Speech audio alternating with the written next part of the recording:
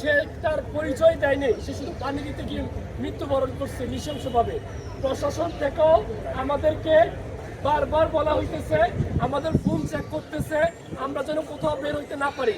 ভাইয়া, এই অল্প একটু মিছিল, আমরা পদচারণা, ওয়াল লিখন, দেয়াল লিখন, এতে সরকার কোনোদিন কর্ণপাত করবে না। আমাদের আন্দোলন আরো জোর করতে হবে, আরো স্ট্রং করতে হবে। আমাদের সাইড বাই বুকে যেমন ভাবে গুলি লাগছে, ঠিক ওইরকম ভাবে আমাদেরকে আন্দোলনটা আবার চালু করতে হবে। আমরা কোনোদিন সফল হতে পারবো না। মনে আছে 2018 সালের কোটা আন্দোলন? মনে ছিল 2018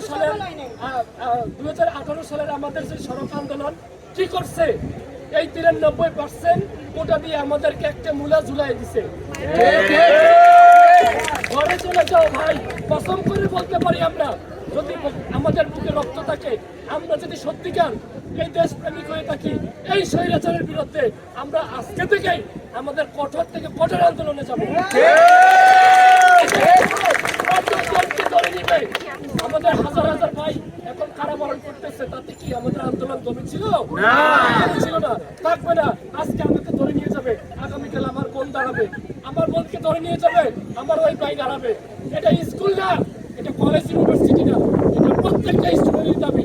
আমার এই শত শত ভাই যারা পঙ্গুত্ব বরণ করেছে বিভিন্ন হসপিটালে, আপনারা জানেন না ভাই, অনেকে অন্ধ হয়ে নিরাপত্তার ভয়ে সরকারি হসপিটালে তারা যায়নি, আত্মগোপন করে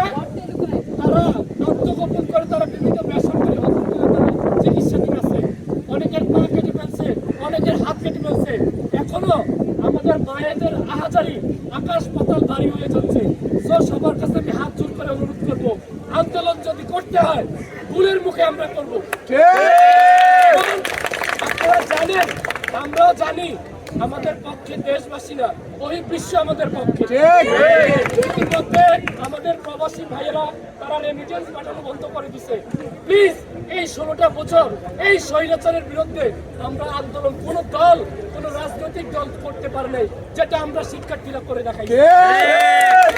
এখন থেকে আমাদের ছোট কোনো আন্দোলন না, আমি মনে করবো আমাদের প্রত্যেকটা আন্দোলন এখন কঠোর থেকে কঠোরতর হতে হবে। প্রশাসন মনে করছে এই আর্মি নামায়া, বিজেপি নামায়া তারা হয়তোবা আমাদেরকে স্তব্ধ করবে। আমরা সবাই জানি 52 ভাষা আন্দোলন, 47, 71, সর্বশেষ আমাদের 2024-এর কোটা আন্দোলন। এই কোটা আন্দোলন যদি কোটা আন্দোলনের মধ্যেই রাখতে চান, তাহলে আমরা আরেকটা দাসত্বে আমরা রূপান্তরিত হব। আমরা কোটা আন্দোলন না রেখে আমরা